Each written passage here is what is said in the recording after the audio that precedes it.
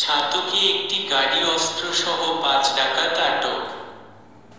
ছাতকে বাংলাদেশ সেনাবাহিনীর অভিযানে বিপুল পরিমাণ দেশীয় অস্ত্র, সুরক্ষা সামগ্রী সহ ৪ ডাকাত ও তাদের বহনকারী একটি নয়হা গাড়ি ও গাড়ি চালককে আটক করা হয়েছে।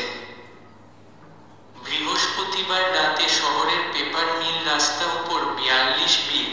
রিয়ার ১১ পদাতিক ব্রিগেড ছাতক আর্মি ক্যাম্পের ক্যাপ্টেন শুয়েবে আহমদের নেতৃত্বে অভিযান চালিয়ে অস্ত্রসহ ডাকাতদের আটক করা হয়।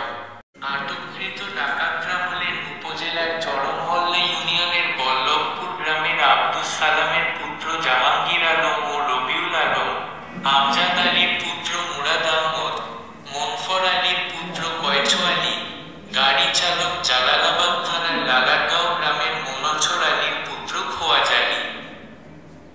এ সময় নোহা মাইক্রো গাড়ি, নং ঢাকা মেট্রো চ ৫১-৩৯১৪, ৪টি মোবাইল, বড় আকারের ১০টি ছোরা, ৩টি দা, ৫টি বল্লম, ৩টি সুলফি, ৭টি নিগার উদ্ধার করে জব্দ করা হয়েছে।